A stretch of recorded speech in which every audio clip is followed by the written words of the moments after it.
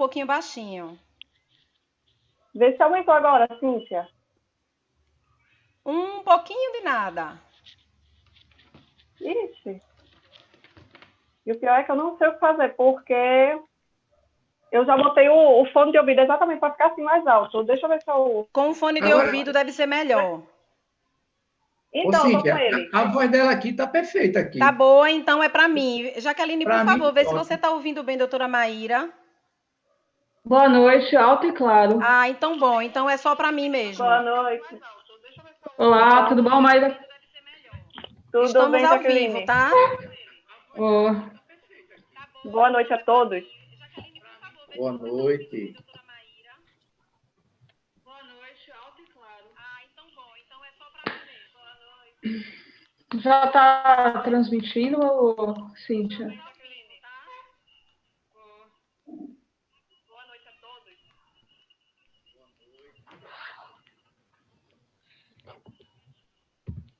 Estão presentes só Cíntia, Edson e Jaqueline, não é isso? Exatamente. doutora Maíra. Exato. Falta entrar Renilson, não é? Isso. Certo, então vamos Minha aguardar. internet está dando instabilidade, viu, Cíntia? Cíntia, a gente já está transmitindo? Eu tenho uma apresentação, eu tenho os slides. Estamos Como é que eu transmitindo. faço? Como é que eu faço com os slides? Eu passo para você e você, ou você me coloca como host? Como co-host? Opa! Oi, Jaqueline, tô te ouvindo. Eu tenho uma apresentação, e aí, o que eu faço com essa apresentação? Você me coloca como co-host ou pode ser? Porque aí eu projeto daqui mesmo. Pode ser? Pode ser. Deixa eu só ver aqui no meu sistema, tá? Tá, tu sabe como é que faz, né? Tu vai em cima de mim com o botão direito e adiciona co-host. Aí nos participantes. Tu clica em cima do meu nome. Tu clica em cima do meu nome e aí ele te dá a opção. Como você é host, ele te dá a opção de me colocar como co-host. Aí eu posso projetar. Só um instantinho, tá bom? Porque a gente tá com outro aplicativo chamado OBS.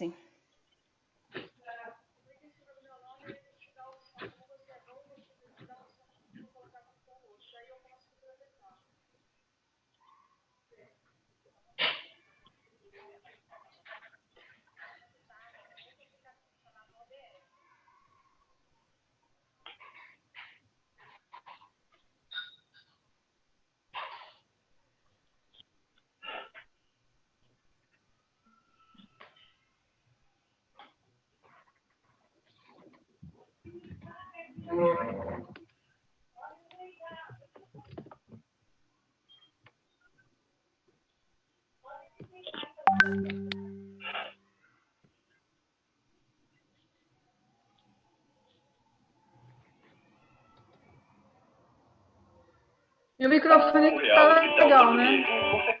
Renilson, você tá ouvindo a gente bem? Boa noite a todos e a todas. Boa noite. Cíntia, boa noite, Jaqueline, boa noite, doutora Maíra, ao Boa nosso noite. mediador aí, companheiro Edson Diniz. Estou ouvindo bem.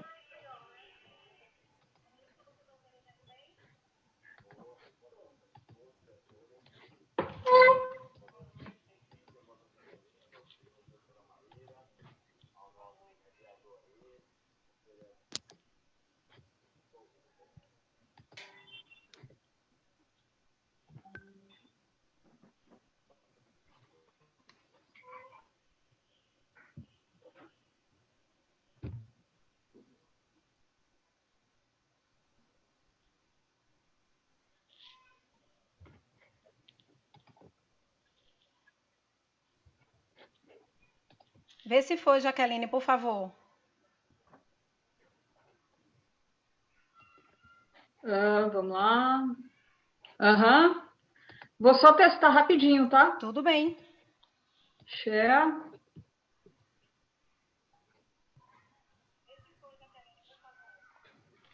E aí, vocês estão vendo? Então, sim. Tá legal, né? Tá, agora se você pudesse... Isso, Ah. perfeito, agora. Não, é só para testar mesmo. Aí na hora eu coloco em modo de apresentação. Deixa eu estamos vendo só bem. me achar aqui.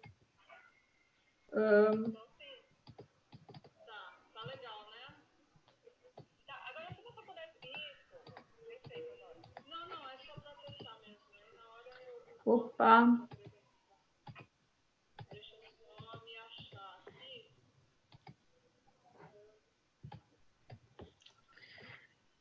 Ah.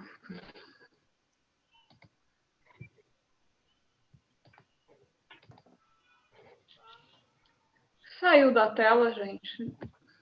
Ou ainda tá? Não, continua, Não, aqui a gente continua tá na sua vendo. tela. Continua. Dos slides. Pois é, esse bichinho, eu tô tentando achar os controles dele aqui.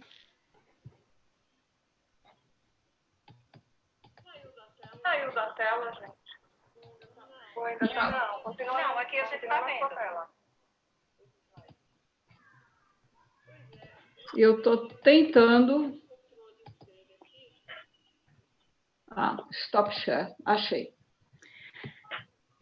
Esse bicho é muito melindroso demais pro meu gosto. Deixa eu ligar meu vídeo. Pronto. Sim. Cabelo arrepiado, como sempre. Bom, eu como não tenho mais cabelo praticamente, né? Eu faço assim, ó. Podem dar as boas-vindas. Bom, quem não tiver com cabelo arrepiado em plena pandemia, é porque não está fazendo isolamento como deveria. Eu foi uma luta com o meu agora, viu? Pois a luta com o meu eu já considero perdida, Maíra. Eu considero totalmente perdida.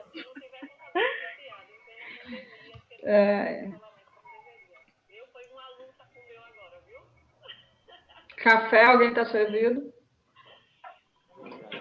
Até gostaria. Eu vou pegar o meu agora, daqui a pouco. Edson, teu áudio ficou baixinho. Eu não sei se é só para mim ou se é para todos.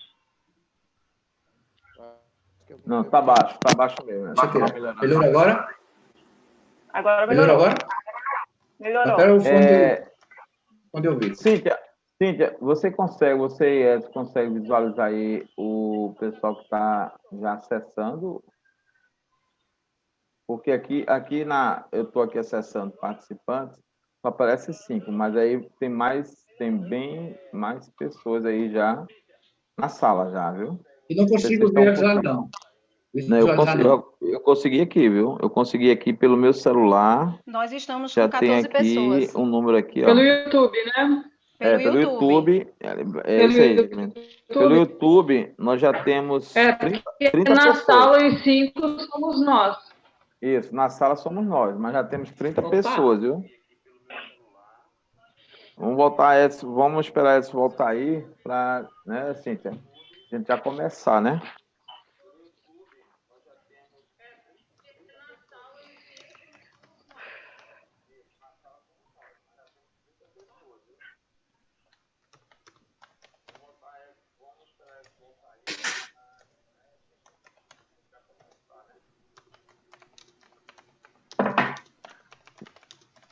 Viu, Edson? Pelo YouTube, a gente já visualiza aqui. Nós já estamos 32 pessoas e tem mais gente acessando, tá? É interessante que você já, junto com o Cíntia aí, né? Já inicia aí as coordenadas para a gente começar. Agora é com vocês, Cíntia aí, tá? Silenciar meu microfone. Já falamos mal do cabelo, né, da pandemia.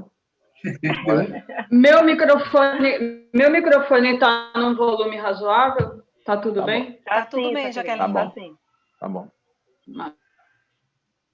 Ok, vou silenciar, Edson. Aí é você e Cíntia aí que conduz aí, principalmente você, Edson, que é o mediador, ok?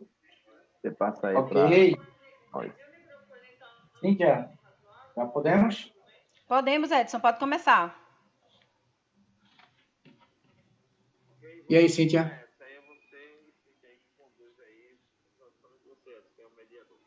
Está ouvindo, Cíntia? Estou ouvindo. Pode começar? Podemos? Ok? Boa noite a todos e todas, né? Quem não me conhece, meu nome é S. Diniz, sou vice-presidente do Sindicerp e também faço parte do fórum da direção da CUT, entre outros. Nós estamos dando início aqui à primeira live do Sindicerp, né? Para isso, nós estamos trazendo para os que estão aqui assistindo a nossa live 3 temas. Uma é a reforma administrativa que vem através da PEC 32, que é bastante danosa, tanto para os servidores e empregados públicos, como também para a prestação de serviço à população entre a União, estados e município. Também estamos apresentando, dentro desse tema, vamos apresentar também falar um pouco também da Lei Complementar 173, que não é menos danosa do que a própria reforma. Essa 173, que é de 2020, já está em vigor, como já se tornou uma lei, que, entre outros, proíbe a concessão de vantagens, aumentos, reajuste e adequação de remuneração para a maioria dos servidores públicos. Por que eu digo maioria? Porque o presidente atual privilegiou algumas categorias. E vocês vão entender quais foram essas categorias. E, por último, nós vamos falar também da Lei Complementar 101, que é de 2000, que é uma lei já conhecida por a maioria dos servidores, até por conta que o Sindicerp geralmente está levando para os debates, e quando nós vamos dar resultado do negócio fiscal, do limite prudencial que é exibido na negociação com o serviço público. Essa live, nós temos um alvo, que é o servidor e empregados públicos do Estado de Pernambuco, representado pelo Sindicerp. Um objetivo também de informar, conscientizar os servidores e empregados públicos da base do Sindicerp, o quanto fará necessário unirmos força junto aos deputados e senadores que elegemos e a sociedade para barrar esta miserável PEC 32. Para tanto, nós convidamos aqui Renilson Oliveira, presidente do Sindicerp, também presidente da FENACEP. A doutora Maíra Carvalho, advogada trabalhista e assessora jurídica do Sindicerp. E como também debatedora, que não poderia ficar de fora de jeito e maneira, porque ela está em todas, Jaqueline Natal, economista do DIEESE, conhecidíssima pelas entidades sindicais e também pelos governantes. Jaqueline, representando a questão do DIEESE, está sempre presente nas mesas de negociação com o governo, acompanhando o Fórum dos Servidores, o qual o Sindicerp também faz parte. Eu quero lembrar aos palestrantes e aos demais, primeiro, antes de lembrar, eu gostaria também de dar boas-vindas aos palestrantes e agradecer a presença de todos e de todas palestrantes e também agradecendo também pelo atendimento que está sendo prestado à chamada do Sindicerp para essa live. Tá? Também agradecer também aos companheiros que estão nos assistindo, acompanhando a live, tá? Dizer, aproveitar e colocar que cada palestrante terá em torno de 28 minutos para, durante a live, fazer sua apresentação, explanação, que vai ser distribuído da seguinte forma. Os primeiros 3 minutos vai ser para os palestrantes se apresentar e também fazer a apresentação da sua instituição, a qual está representando. São 3 minutos para cada palestrante. Eu já vou aqui colocando a ordem, porque aí vocês já vão acompanhando. No caso, seria a primeira a se apresentar, seria Jaqueline Natal, segunda a se apresentar a doutora Maíra, e, por último, Renilson. Em seguida, teremos 10 minutos para cada palestrante, que vai fazer a explanação perante os temas que aqui eu coloquei. Após a explanação, teremos também mais 10 minutos para que os participantes dessa live, os servidores que queiram tirar qualquer dúvida ou fazer qualquer questionamento, terá 10 minutos para essas perguntas. Em seguida, volta para os debatedores, também com mais 10 minutos cada um, para dar a resposta dos questionamentos. E, no final, praticamente, nós temos aí 5 minutos para cada palestrante fazer as considerações finais. E, em seguida, eu encerro a live, né? Então, colocado essas informações, nós vamos agora, na mesma ordem, pedir a Jaqueline que faça a sua apresentação, com 3 minutos. Tá? Só quero lembrar uma coisa. Na questão da explanação, como são 10 minutos, eu quero combinar aqui com todos vocês que, faltando 2 minutos para esgotar os 10 minutos, eu peço para os palestrantes, companheiros, concluírem, ok? Que aí vocês seguem a questão de 2 minutos para o raciocínio final. Ok? Vamos lá, Jaqueline. Contando, Edson. Bem, boa noite a todas e todos. Eu queria iniciar agradecendo o convite feito pelo Sindicerp para poder participar dessa atividade. Parabenizar o Sindicerp pela iniciativa. Eu acho que nós estamos em momentos de novas fronteiras do ponto de vista do diálogo com a categoria, do acesso à categoria. Eu acho que a gente, enquanto um ator social fundamental na resistência e na construção de uma sociedade democrática, de uma sociedade fraterna, nós temos que usar esses instrumentos para chegar tanto nos servidores quanto na população em geral. Bem, o Edson gentilmente já me apresentou, né? Meu nome é Jaqueline Natal, eu sou supervisora técnica do DIES. Aliás, a apresentação dele colocou uma responsabilidade enorme na minha fala. Eu vou passar rapidamente para uma apresentação. Eu fiz uma apresentação um pouco longa, mas eu vou passar por uma série de questões, tentando abordar um pouco o que o Edson provocou, mas também ampliando um pouco o escopo para pensar um pouco o nosso contexto atual e o que nos aguarda nesse pós-eleição. Bem, Jaqueline, vamos lá. Jaqueline, Oi. Desculpa interromper, mas esses 3 minutos eu pedi só para você se apresentar e apresentar a instituição. Em seguida, tá. você vai ter, tá? É só para... Me desculpe. Tudo bem, tranquilo. É porque eu estava contando com esses 3 minutos depois para juntar com a apresentação, que ela está longa. Eu ia falar 13 minutos e não 10. Mas tudo bem, certo. O golpe não deu certo. Esse golpe não deu certo. Não adianta.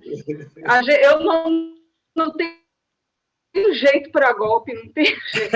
Eu ia fazer a mesma coisa, Jaqueline, porque em 10 minutos você falar sobre 3 leis, eu ia fazer a mesma coisa. Eu ia dizer, oi, meu nome é Maíra, e ia começar já a apresentação.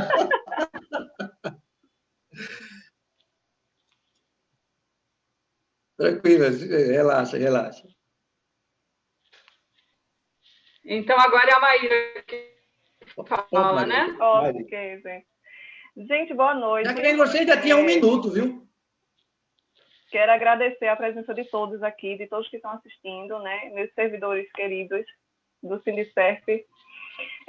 Eu sou Maíra Carvalho, a maioria já me conhece, já teve atendimento comigo, eu já fui para várias assembleias do Sindicerp, que não teve atendimento, então me conheceu nessas assembleias, né? Eu tenho atuação na advocacia há 10 anos, fui formada em 2009.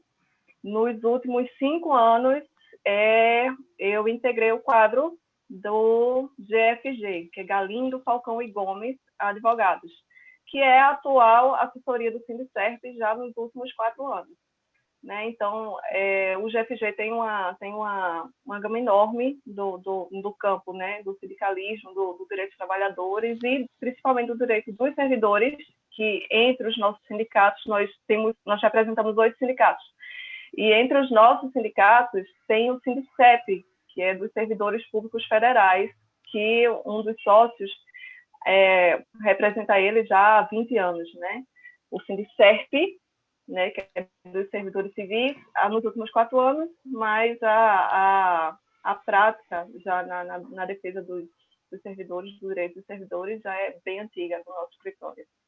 Né? Então, vamos unir forças para a gente ver se consegue modificar o cenário atual, que de fato não está bom. Com certeza, doutora Maíra.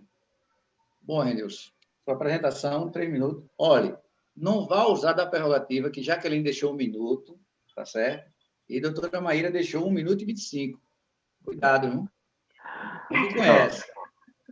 Não, Edson, eu quero dar uma boa noite a você como mediador dessa live, a primeira live do Sindicerp, dar uma boa noite à doutora Maíra, dar uma boa noite também à companheira Jaqueline Natal, né, grande economista, técnica, companheira lutadora de mesa de negociação junto com o Fórum dos Servidores, dar uma boa noite também à nossa jornalista Cíntia Ribeiro, e dar uma boa noite especial a todo e a toda empregado, empregada, servidor e servidora pública, ativo e aposentado, que está nos acompanhando nesse momento pela plataforma YouTube.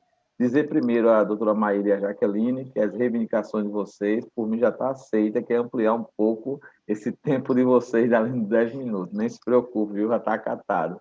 Mas eu quero aqui, nessa saudação breve, de 13 minutos, que para dirigente sindical é muito difícil, mas dizer que eu estou muito feliz de ter as companheiras aqui, tanto uma profissional da área de direito, como uma profissional da área econômica, né, técnica, para debater esse tema que é muito importante para as categorias, né, ou seja, toda a nossa categoria, empregado, servidor público, porque ainda, apesar do debate que nós já estamos fazendo na nossa categoria, em algumas reuniões, mas o funcionalismo público ainda precisa conhecer mais essa questão da reforma administrativa, a PEC 32, que vem não só retirar direito, mas acabar com o serviço público.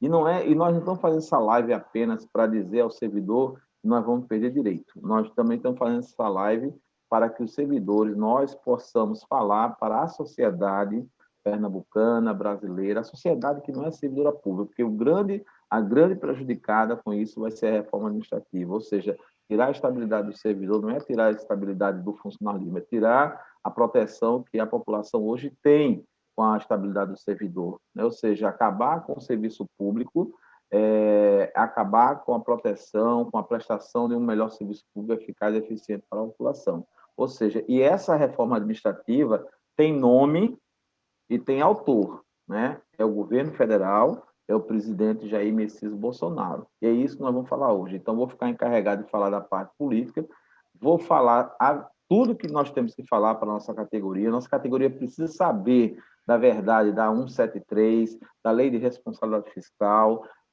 da PEC 32, quem são os autores, quem não gosta de servidor público, quem quer acabar com o servidor público, quem quer acabar com o funcionalismo público no Brasil, né, de forma a atacar as 3 esferas, servidores municipais, estaduais e federais. Então, é esse convite, e agradecendo a vocês que estamos aqui hoje, nesse tempo de 1h30 que nós temos para debater, reforço aqui a permanência de vocês até o final dessa live, que é muito importante. Ouvir Jaqueline para a gente vai ser uma preciosidade do ponto de vista da do conhecimento técnico do DIEESE, ouvir a doutora Maíra também com os argumentos jurídicos, que nós precisamos muito dessa força jurídica, que a nossa luta é política, é administrativa, mas nós precisamos do conhecimento técnico, nós precisamos também da questão do conhecimento jurídico. Então, sejam bem-vindos, todos e todas, servidores e empregados públicos, e agradeço muito a participação dos nossos palestrantes aqui e do nosso mediador,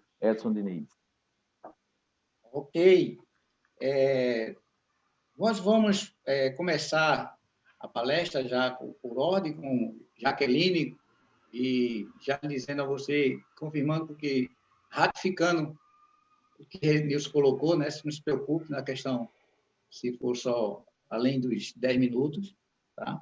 A gente tem esse entendimento e o assunto também não é para ser discutido tão fácil, não é tão fácil também se fazer uma apresentação, e o conteúdo, geralmente, que a Jaqueline apresenta é muito importante, tá? Tem muita informação.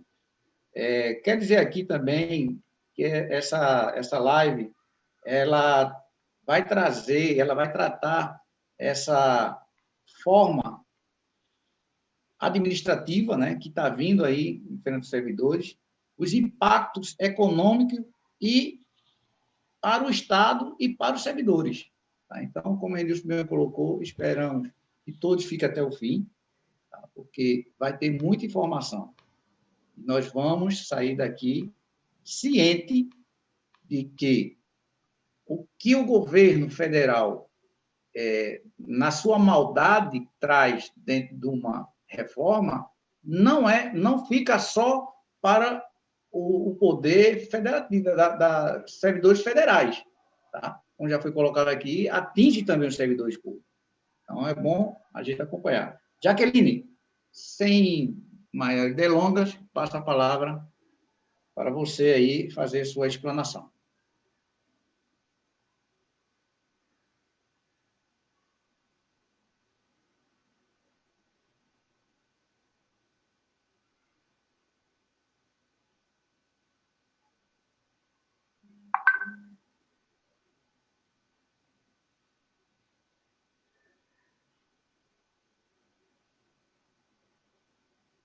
Jaqueline, você está sem som, você ainda está se organizando?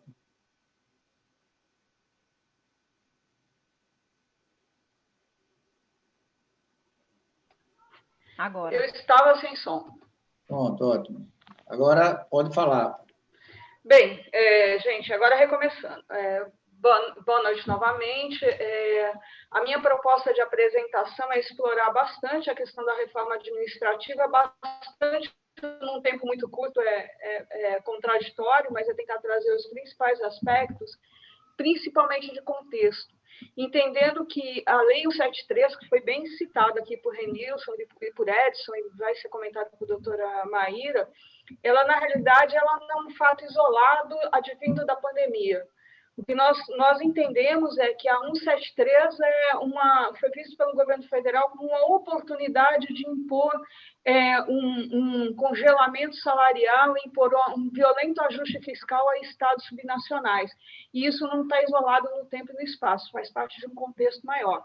Então, a minha apresentação ela é baseada numa apresentação feita pelo DIEESE nacionalmente, na Jornada Nacional de Debates, que está disponível nas redes sociais, está disponível no YouTube, no canal do DIEESE, vocês podem ter uma abordagem mais ampla do que propriamente eu vou fazer aqui, porque eu tentei resumir. Então, vamos lá.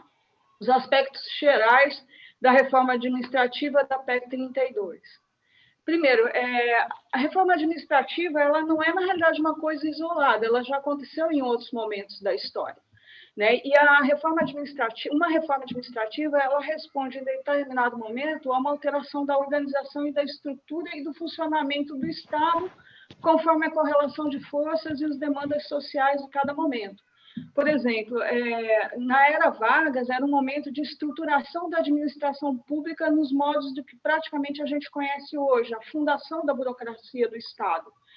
Então, Getúlio Vargas faz uma reforma administrativa no Estado para criar esse Estado brasileiro que a gente conhece.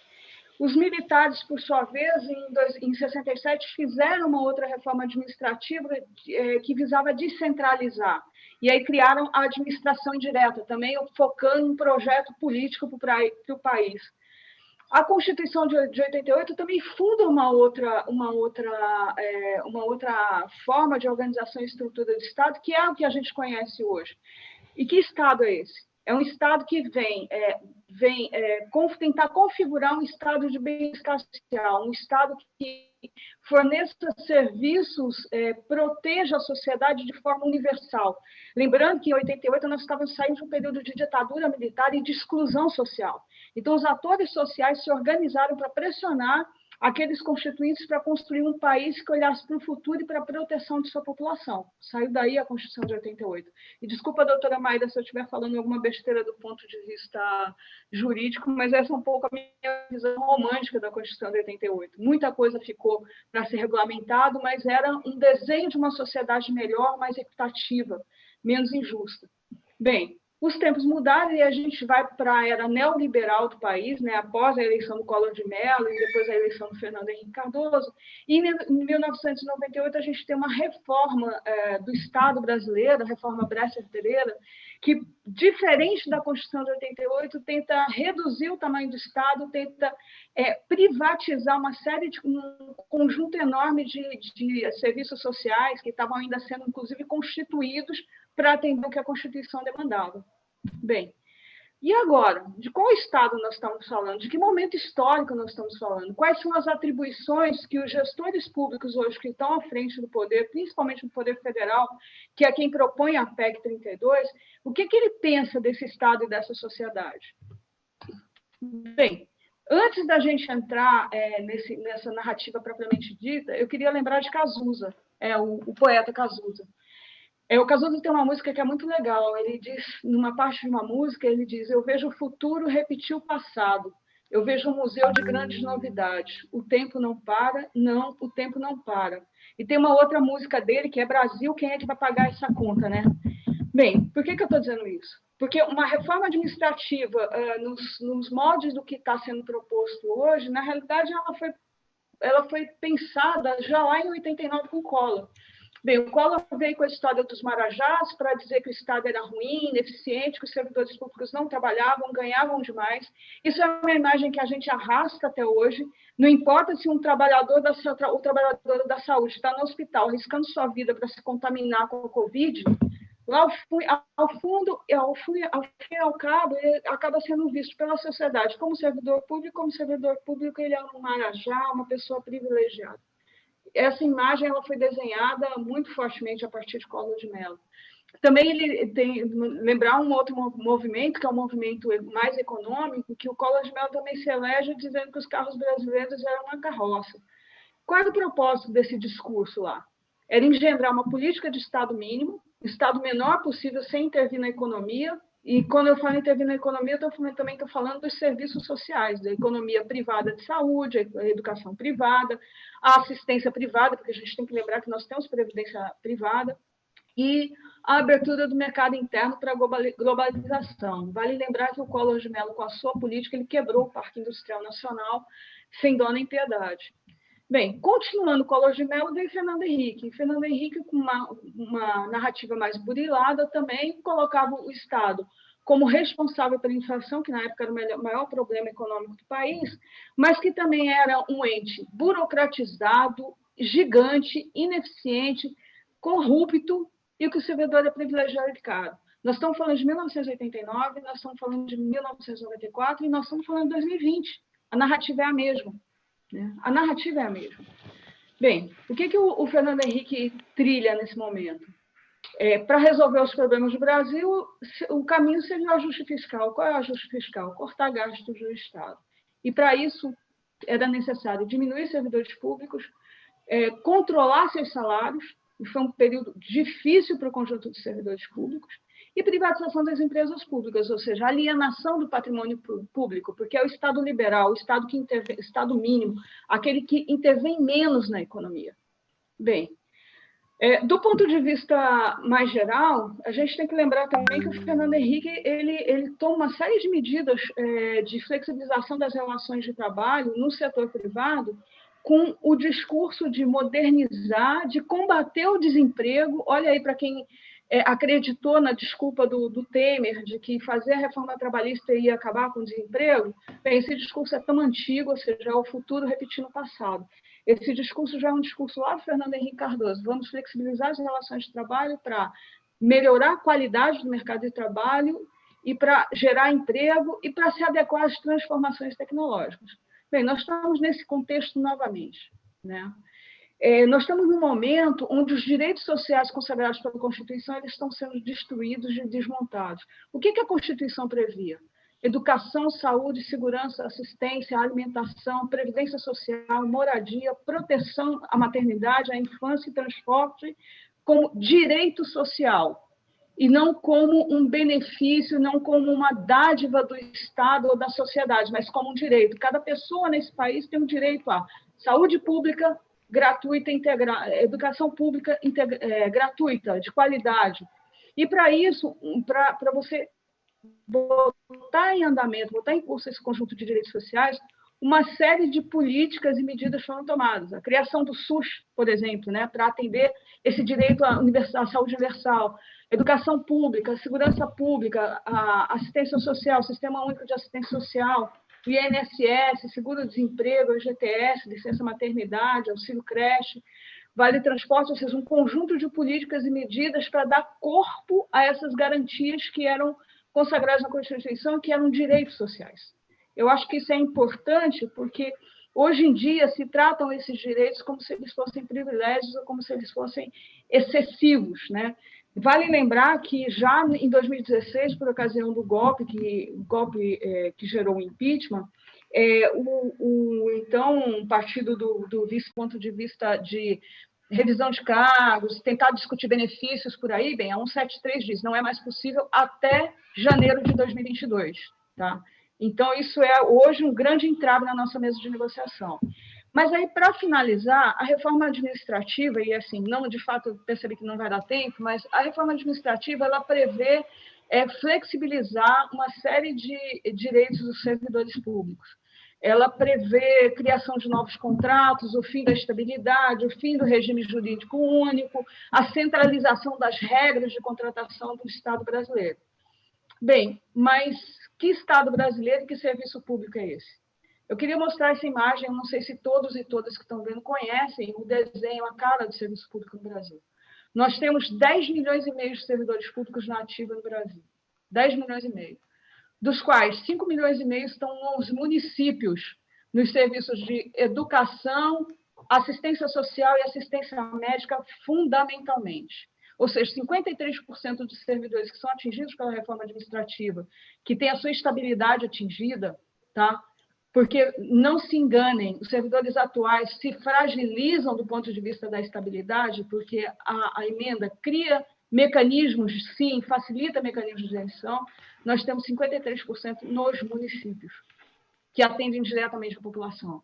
29% estão nos estados, que também tem uma gama enorme de atendimento à população. Nós temos apenas 9%, menos de 10% de servidores públicos no setor federal, que têm atendimento à população, mas numa escala muito menor. Por quê? Porque os tentáculos do Estado brasileiro estão nos municípios e nos estados. Então, quando a gente fala em reduzir o tamanho do Estado, que é o mantra desse governo, para aumentar investimentos, isso é uma grande falácia, porque é para dirigir, porque, na realidade, a economia que se faz é para pagar a dívida pública, nós estamos falando fundamentalmente de reduzir a capacidade de atendimento dos serviços à população. Que serviços esses? Serviços universais e gratuitos, para os quais a gente tem que brigar para que a qualidade se coloque. Bem, só para terminar mesmo, Edson, uma outra falácia que o governo está colocando e que eu acho que é importante que vocês vejam. O servidor público ganha muito. Há muitas distorções no serviço público, é pauta do Fórum de Servidores Estaduais tentar resolver essa distorção. Nós já tivemos grupos de trabalho instituídos para discutir política salarial do servidor público, para que pessoas deixem de receber complementação para ganhar um salário mínimo e as outras pessoas não ultrapassem o teto máximo. Mas quem é o servidor público? Bem, 40% de todos os vínculos em todas as esferas do serviço público brasileiro são da educação e saúde. Eu acho que isso já diz bastante. E outro dado que é bem importante está nessa janelinha do lado: 53,1% dos vínculos em todas as esferas, federal, estadual e municipal, ganham até 4 salários mínimos. Nós estamos falando de até R$ 4.200, arredondando. Bem, que grande salário é esse? Nós temos um conjunto que ganha acima de 20 salários mínimos, mas representa 3,2%. Então, olhando para esses 3,2% ou para esses 12%, 12% a 13%, nós estamos penalizando um conjunto maior dos servidores públicos e penalizando a sociedade, porque quem vai perder é a sociedade. Bem, eu tenho uma apresentação muito maior para fazer, eu vou ter que encerrar aqui, não vou conseguir colocar a questão dos contratos, uma série de outras questões, mas estou para o debate e estou para outros momentos que o sindicato queira. Obrigada.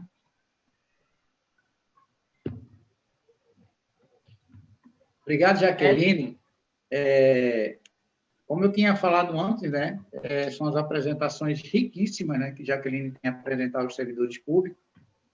Antes que a nossa advogada, a nossa doutora Maíra, venha apresentar, eu quero lembrar aqui as pessoas que queiram fazer perguntas ou tirar dúvida, que vão lá no chat e façam essas perguntas, tá certo? E eu queria tirar dúvida, qualquer dúvida, bora lá no chat, coloca lá e a nossa assessora de imprensa, Cíntia, vai selecionar essas perguntas e, no final do debate, nós vamos passar para os palestrantes, tá certo? Quero lembrar também àqueles que estão participando que compartilhe com aqueles que não estão sabendo, tá? Compartilhe essa live, porque também você pode compartilhar essa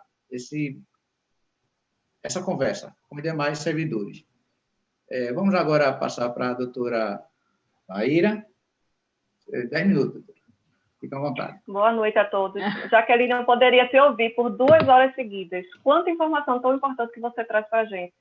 Sugiro até que, depois que terminamos nosso planejamento aqui, se der, ela continuar apresentando, a fazer a apresentação dela, porque é riquíssimo demais. Exatamente. Vamos lá, gente. A Lei Complementar 173, como a Jaqueline falou aí, ela trouxe o Programa Federativo de Enfrentamento ao Coronavírus. Na verdade, como um artifício que o governo utilizou para atingir novamente os servidores, que é sempre o alvo principal do governo.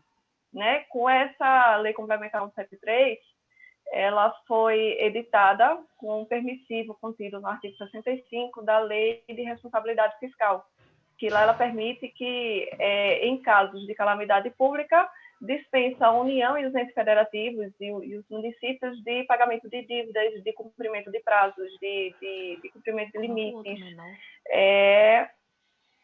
para que fique suspenso e seja retomado uma vez terminado o período de calamidade pública. E aí, de interesse do servidor, veio o artigo 8º, em que nesse artigo 8º trouxe vários congelamentos, né, que vão impactar muito na remuneração do servidor. Né? Não pode conceder reajuste, não pode aumentar, dar qualquer tipo de subsídio, adequação de remuneração, criação de cargos, funções, operações. Tudo isso está proibido pelo gestor de fazer em razão dessa Lei 173. A única coisa que não ficou proibido pela Lei 173 seria no caso de aumento de remuneração em razão de progressão, em razão do plano de cargos e carreiras, porque não é apenas em razão do tempo, mas também em razão de outros fatores, como avaliação de desempenho. Enfim, essas progressões ficaram permitidas ainda pela Lei 173, mas todas as outras ficaram congeladas.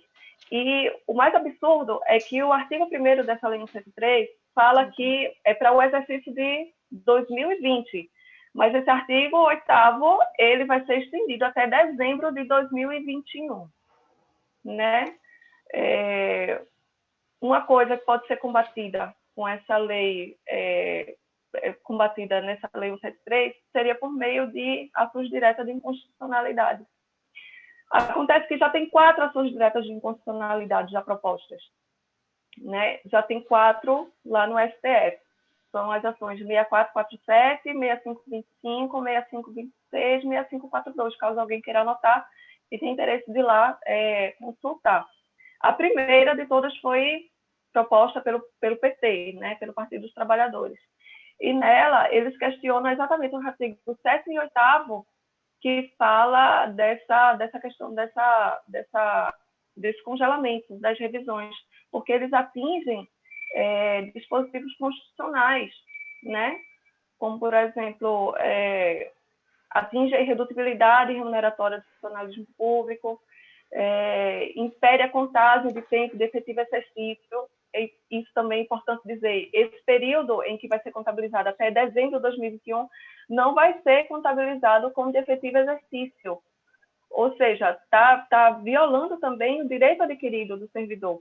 Ele vai ser contado apenas para questões de aposentadoria e uma outra questão também, mas para todas as outras não vai ser contado como período de exercício. Para concessão de licenças, como é o nome que chama? Aquela licença premium, né? Que é em razão do tempo. Então, já tem 4 ações diretas de constitucionalidade propostas no STF, pelo PT, pelo Partido Podemos, pela Associação Nacional dos Procuradores e pela Associação Nacional dos Delegados de Polícia Judiciária. Isso. Acontece que estão as 4 congeladas. Por quê? A lei que regulamenta a ação direta de inconstitucionalidade, que é a Lei 9868, permite que o ministro relator, né, dessas foram todas distribuídas para Alexandre de Moraes, que o ministro relator, vendo a importância da matéria, não conceder de imediato uma medida cautelar, por exemplo, que ele poderia ter concedido para suspender temporariamente os efeitos dessa decisão, para que seja julgado tudo no mérito final. Em tese, traria mais celeridade ao processo, né? Mas acaba que o efeito prático é que vai ficar por todo esse tempo aguardando o julgamento de mérito, sem nenhuma liminar que possa socorrer aos servidores. Né? Então, assim, a interposição de qualquer outra ação de inconstitucionalidade, ela vai parar em Alexandre de Moraes, que vai ficar tudo suspenso, aguardando que as autoridades prestem as informações para que seja julgado pelo pleno do STF. Né? Infelizmente, quanto a essa 173, não tem muito que a gente possa fazer nesse momento. Né? É aguardar e esperar fazer pressão da sociedade, né? Que essa mobilização da sociedade é muito importante para que possa haver um julgamento justo dessa Lei 173. E quanto à reforma administrativa, a Jaqueline ela fez aí um apanhado muito legal do contexto em que ela está sendo proposta. Né? Eu vou fazer aqui um levantamento para vocês dos direitos que vão ser diretamente afetados aos servidores. Né? Eu fiz um quadro comparativo entre as regras atuais e as regras que serão implementadas com a reforma trabalhista. Né? Então, vou ler alguns aqui mais importantes para vocês terem ideia da gravidade dessa reforma. Atualmente, pelo artigo 41, os servidores são estáveis após 3 anos, não é? em serviço efetivo em virtude de concurso. Com a reforma administrativa, só serão estáveis servidores, os servidores que são considerados, que entraram pelo concurso, os considerados cargos típicos de Estado. E a gente entende que seja o cargo típico aquele que seja a atividade fim do órgão. Todos os outros não terão a estabilidade. Né? Os subsídios e os vencimentos dos ocupantes de cargos e empregos são irredutíveis atualmente pela Constituição Federal. Né? Ou seja, atualmente, se você reduzir a jornada de servidor, você não pode reduzir salário, porque isso implica na irredutibilidade de vencimento. Com a reforma administrativa, não vai ser mais permitido redução da jornada de servidor sem redução de salário, exceto para os cargos típicos do Estado, que permanece essa vedação de vencimento. Não haverá mais salário de substituição se houver substituição de alguns superiores, não haverá mais. Os afastamentos e as licenças do servidor, exceto nos casos de incapacidade temporária, cessões ou requisições do serviço exterior, não poderão ser considerados para fins de recepção de remuneração de cargo em comissão de liderança, função de gratificação, gratificação de exercício, bônus honorários, parcelas indenizatórias ou qualquer parcela que não tenha caráter permanente. Vai ser vedado também a acumulação de cargos públicos. Atualmente é vedada a acumulação de cargos públicos. E com a reforma administrativa vai ser vedada qualquer atividade remunerada e de acumulação de cargos públicos por servidores ocupantes de cargos típicos de Estado, né? Em concomitância com o exercício de cargo público. Ou seja, atualmente você pode exercer um cargo público e exercer uma outra atividade no setor privado. E com a reforma administrativa você não vai poder mais, né? Se você exerce um cargo público, você não pode ter um outro tipo de atividade. E quando houver, e na acumulação de cargos públicos, vai ter limitação de jornada, que atualmente não tem essa limitação de jornada, tem só compatibilidade de horários, mas não tem limitação de jornada.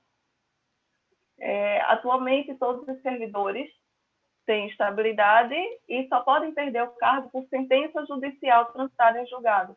Essa vai ser uma mudança que vai afetar, inclusive, os atuais servidores, tá? Que trouxer com a reforma administrativa. Porque com a reforma administrativa, essa estabilidade pode ser perdida com sentença sem ser transitada em julgado. Ou seja, se houver uma decisão de um colegiado do 2º grau estabelecendo essa demissão do servidor, já pode ser demitido de imediato. Ele não precisa mais esperar aguardar o trânsito em julgado para que seja demitido, né? E isso pode afetar, inclusive, os servidores atuais. Não é só os servidores. Teoricamente, a lei ela não retroage, né? Mas, em certos casos, afeta o regime atual dos servidores. Deixa eu ver o que mais aqui que eu posso falar para vocês.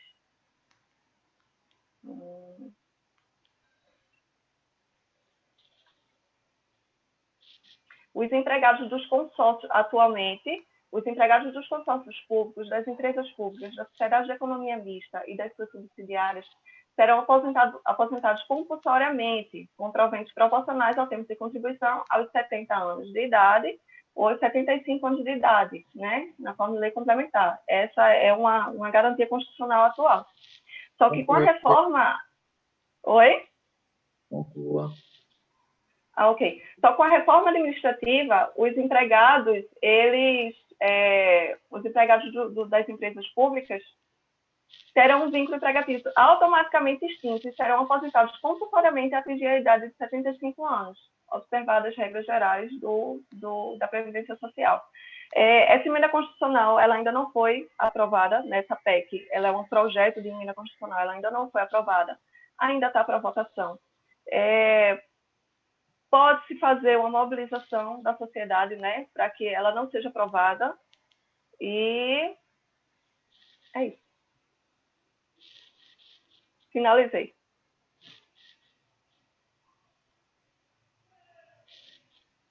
Tá sem som, Edson? Esqueci. Obrigado, doutora Maíra. Como Nada. vocês já Falei tem... muito rápido, não, né? Porque eu fico tentando falar rápido para tentar pegar no tempo. Não falei muito rápido, deu para entender, né? Não, mas deu para entender. Já tem algumas perguntas já referente à apresentação, tá certo? Eu só quero lembrar aos participantes que vocês podem, sim, compartilhar essa live com os colegas que não estejam aqui e que você esteja sentindo falta. E dizer que também deve fazer suas perguntas através do chat, onde a nossa companheira, a assessora de imprensa, Cíntia Ribeiro, está aí já anotando as perguntas. Ok? Vamos para a Renilson Oliveira, 10 minutos, faltando 2 minutos, eu aviso aí para concluir. Ok. É muita responsabilidade, né? Falar depois de Jaqueline, doutora Maíra aqui, né? É muita responsabilidade. Na verdade, eu vou apenas tentar fazer uma complementação dessas duas falas brilhantes aqui e esclarecedora, né, do ponto de vista técnico e jurídico para a nossa categoria. Mas eu vou fazer uma fala diferente das duas palestrantes, colocar mais o tom político na nossa live, né? E aí eu quero dizer o seguinte, falando em nome do Sindicep, como presidente, e até também como presidente da FENACEP, da Federação Nacional dos Servidores e Empregados Públicos, eu quero trazer aqui para vocês um pouco de uma realidade de projetos instalados no país, ou nos estados, ou nos municípios, de projetos que são eleitos pela população, eleitos pelo povo, e nessa população, nesses eleitores, estão inseridos aí servidores públicos, municipais, estaduais e federais, e que muitas vezes desses projetos, ele tem uma carga muito forte de ser contrário a nós, servidores públicos, a nossa bandeira de luta, a nossa evolução profissional, contrário a plano carreira, contrário a tudo aquilo que foi falado aqui por Jaqueline e por doutora Maíra, né? Contra a estabilidade.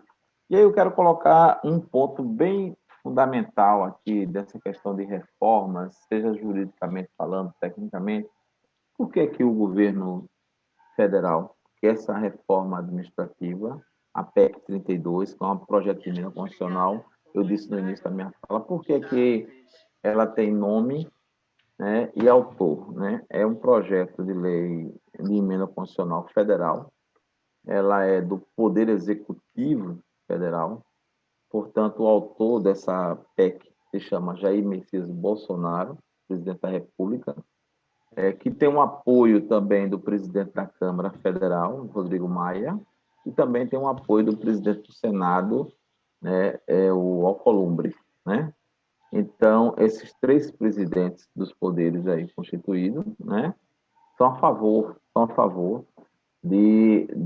dessa reforma administrativa. Óbvio que vai haver um debate dentro da Câmara Federal, do Senado, né, do Poder Legislativo, em relação a essa reforma administrativa. Mas qual é o ponto fundamental que o governo tanto fala? Primeiro, Jacqueline já falou aqui que essa história de o servidor que onera o Estado é tudo mentira, né? Se você fizer uma comparação, Jacqueline aí depois pode fazer uma apresentação, fazer uma fala em relação a quantitativo de servidor para cada habitante, o Brasil está numa escala lá bem pequena, né? Ou seja, pequena que eu falo o seguinte, nós temos uma quantidade de servidor público para cada habitante do Brasil bem superior a outros países, na Europa, na América Central, na Ásia, né? Já que tem esse número para apresentar para a gente, tá? Mas eu quero falar de um fato que está se colocando muito pelo governo federal, que é a questão da quebra da estabilidade. Primeiro, nenhum servidor nunca teve estabilidade plena. A doutora Maíra falou aqui juridicamente, qualquer servidor hoje pode ser demitido. Agora, primeiro tem que se abrir um inquérito administrativo, tem que ser apurada a falta dele, em se apurando também tem que ser dado a legítima defesa do servidor, e se apurando a falta grave, ele pode ser demitido. Agora, por que quebrar a estabilidade do servidor? Eu quero falar aqui, de forma bem direta para os que nos acompanham, os servidores e empregados públicos, e nós sabemos que nós temos a nossa categoria servidores, e aqui eu não quero levantar bandeira de partido A ou B, eu quero falar de uma realidade que aconteceu de 2018, muitos servidores da esfera municipal, estadual e federal, depositados na urna o voto no projeto que hoje governa o país, né, que hoje tem como presidente Jair Messias Bolsonaro. E por que quebrar a estabilidade? Eu quero lembrar aqui a vocês que em 2016, então, um servidor do IBAMA autuou, né, multou o então deputado federal Jair Messias Bolsonaro, porque ele estava fazendo uma pesca ilegal, uma reserva, num lago que ele não podia fazer, ninguém podia fazer. Ele autuou ele. Servidor público de carreira, estava ocupando um cargo. O que aconteceu? Ao se eleger presidente, o presidente foi lá, Jair Messias Bolsonaro, e destituiu esse servidor que estava ocupando um cargo comissionado. Ele não demitiu o servidor porque ele tem estabilidade. Então, para que serve a estabilidade do servidor? Para defender a população. O servidor ele tem a capacidade, a competência e o poder de denunciar desmando de um determinado governo, seja municipal, estadual ou federal. Agora, a pergunta que eu deixo aqui para quem nos acompanha, vocês sabem, né, é o seguinte: se um servidor público não tiver mais estabilidade, ele vai denunciar algum prefeito, algum governador, algum presidente? Não. E se fizer isso, vai ser demitido, ele perde o emprego. Quem perder o emprego, deixar a sua família, né, sem também uma situação difícil, ele vai ficar lá. Então, na verdade, o que esse governo quer é justamente tirar o poder do servidor público de proteger, ou seja, são denúncias que muitas vezes protegem a população, né? Ou seja, de irregularidades, né? De situações que a população pode ser atingida pela malprestação de um serviço público que não está funcionando. Então, para isso que serve a estabilidade, para que nós não fiquemos à mercê do gestor de plantão, porque nós somos funcionários diferenciados da iniciativa privada. Nós temos gestores, nós temos patrão, vou colocar aspas, a cada 4 ou 8 anos. Então, nós não podemos ficar à mercê de um gestor, de um projeto político que está governando o Estado, o país ou o município. Por isso que nós temos estabilidade. E se tirar a nossa estabilidade, ou a gente faz aquilo que o patrão quer, ou a gente é demitido, colocado na rua. É assim a regra que eles querem. E aí, quem é o grande autor da PEC, da 173? É um camarada chamado, é um ministro, né, do presidente da República, chamado Paulo Guedes. É aquele cara que passou um tempo lá, aprender alguma coisa lá nos Estados Unidos, depois foi para o Chile e quebrou a aposentadoria do pessoal do Chile, lá os aposentados. Ele trabalhou a previdência lá do Chile e deixou lá os aposentados e pensionistas recebendo metade do salário mínimo. Dessa forma. E o que é que ele falou na reunião do dia 22 de março? Fatídica, ou foi 22 de março, ou foi de abril. Acho que foi de abril. Na reunião presidencial, aquela que vazou, que foi colocada para toda a população. Ele disse: nós colocamos a granada no bolso do inimigo. Qual foi a granada que ele falou? Qual foi o inimigo? O inimigo para ele é o servidor público. Ué, por que é que nós somos colocados toda vez, né, como bode expiatório quando o Estado arrecada mal, quando o Estado vai mal? A questão de Estado arrecadar mal, do município arrecadar mal, do país arrecadar mal, é a questão de gestão, de competência, não é dos servidores. Mas toda vez que o Estado está mal, a culpa é dos servidores. Agora, também, toda vez que há um superávit, né, nas contas, no orçamento do Estado, da União, do município, o servidor não leva esse superávit. Aí tem que negociar, nós temos que ir para a rua. Muitos servidores que estão nos acompanhando já tiveram fazendo paralisação, greve, né, nas fundações, autarquias, secretarias de empresas públicas que nos acompanham, né? Então, assim, parece assim, olha, o bode expiatório de tudo que não presta no Brasil são os servidores. E aí eu quero só resgatar um pouco, que já que ele falou aqui também, onde é que começou essa história? Né? 1989, Fernando Collor de Mello. E eu estou falando de projetos. Óbvio que o projeto foi conduzido por essas pessoas. Fernando Collor de Mello foi eleito e disse o quê? Qual foi a bandeira dele? Nós vamos caçar os marajás. O marajá do serviço público, que não caçou. Ele não caçou nem de Alagoas, a terra dele. Nem os marajás ele caçou, conseguiu caçar. E aí, o que é que ele pregou para a sociedade? Que nós, servidores públicos, ganhamos muito dinheiro, somos folgados, não fazemos nada, e foi isso que ele pregou. E muita da sociedade, né, assimilou essa pecha que o Fernando Collor criou. Tanto é que quando você falava assim, olha, eu sou servidor público, servidor público está bem. E aí hoje, qual é a situação nossa do servidor público?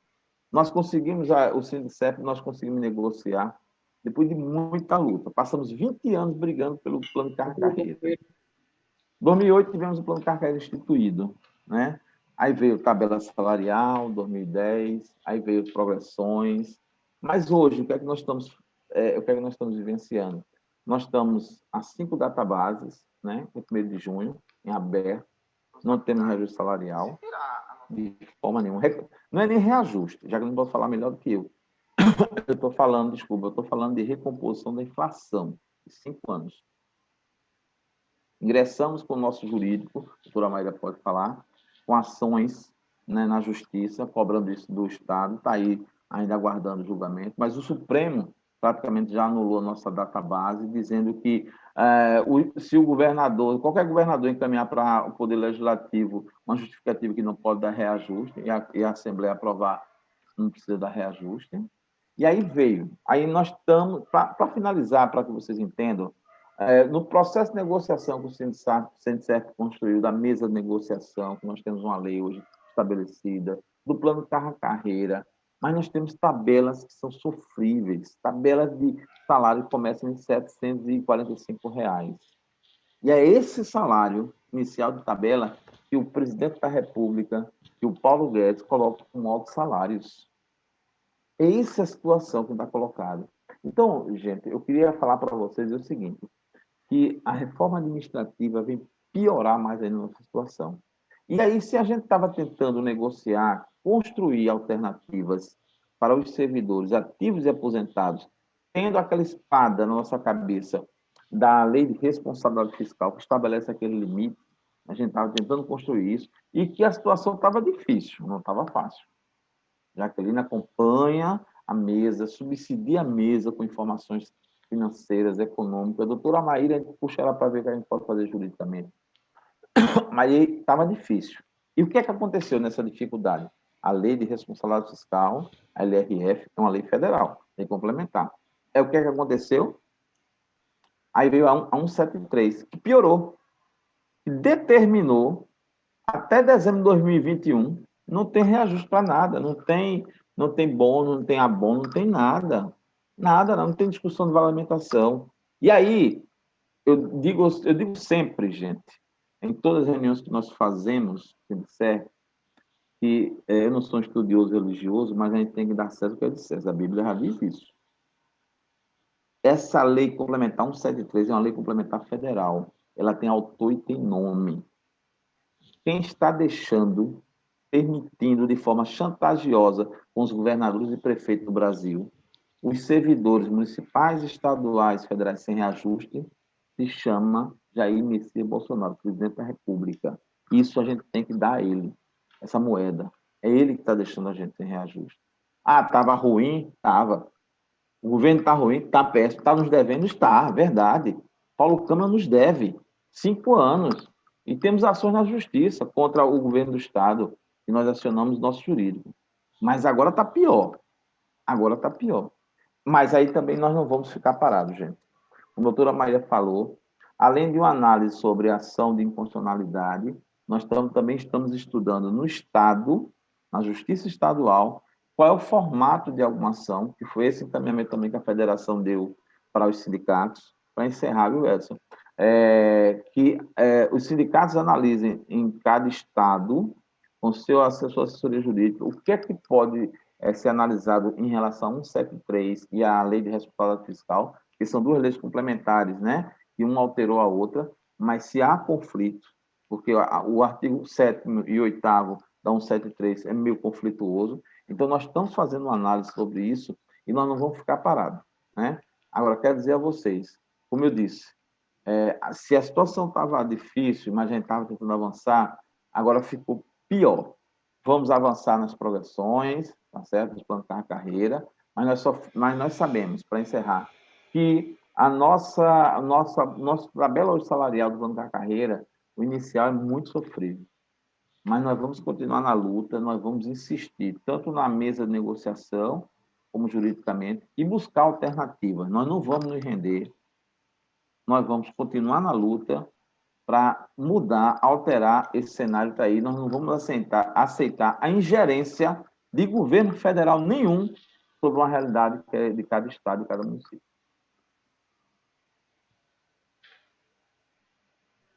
Ok, companheiro.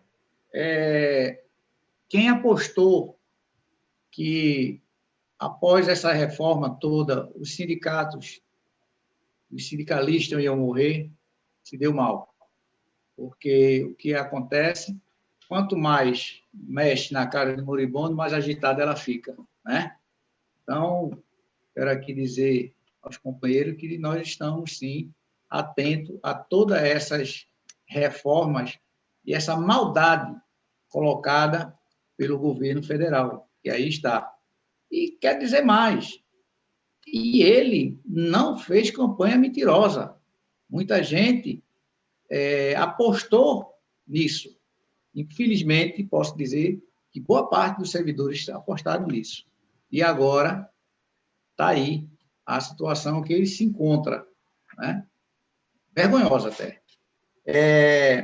Eu quero colocar agora aqui, gente, que diante dos palestrantes, nós tivemos 4 perguntas, tá? Referentes ao sistema, e eu vou fazer aqui, e aí você distribui aí como é que vai ficar, quem vai responder as palestras conforme a pergunta. Tá? Não vou dizer o nome dos participantes, mas vou fazer aqui as perguntas e eles vão se sentir contemplados.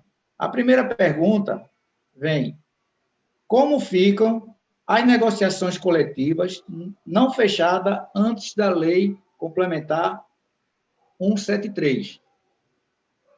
A segunda pergunta: quais os impactos dessa reforma para a sociedade?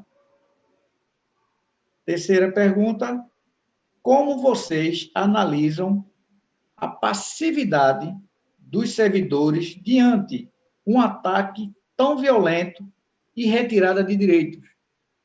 E, por último, quais os impactos econômicos para os estados e municípios? Então, eu quero aqui dizer que vocês têm 10 minutos, cada um, para a resposta. Não tem problema se o mesmo quiser complementar, tá certo? Esses 10 minutos. Essa pergunta de como ficam as negociações coletivas antes deles, eu acho que foi direcionada para mim. É o seguinte, gente, tem no direito brasileiro uma regra que, inclusive, é garantia constitucional, em que lei nova não retroagirá e não afetará o ato jurídico perfeito, a coisa julgada e o direito adquirido, certo? Nós, da assessoria, entendemos que essa lei não deveria retroagir as negociações que estavam atrasadas antes dessa lei. Mas é o tipo da coisa que a gente não pode garantir, né? O judiciário hoje está uma loucura. Tem gente sendo preso por convicção, sem provas. Existe agora o estupro sem querer ter estuprado, né? Então, a gente não tem como prever como o judiciário se portaria diante dessa lei, né? Em tese, não deveria retroagir. Agora, se a gente pode garantir isso, infelizmente, com o cenário político atual, com o cenário jurídico atual, a gente, infelizmente, não tem como garantir.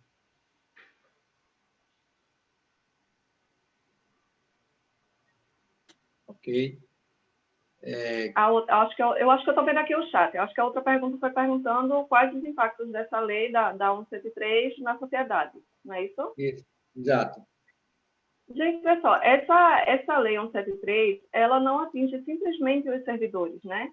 Ela tem o foco nos servidores, mas só que acaba que toda a sociedade ela é prejudicada, principalmente quando é proibido a abertura de novos cargos, quando é proibida a abertura de concurso público, quando fica tudo congelado, né? O serviço público em si, ele fica prejudicado, né? A eficiência, que é um dos princípios basilares da administração pública, ela não vai ser alcançado, né? Diante da defasagem do serviço público.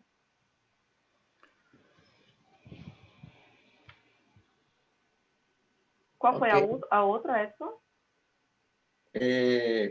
Quais os impactos econômicos para os estados e municípios? E municípios.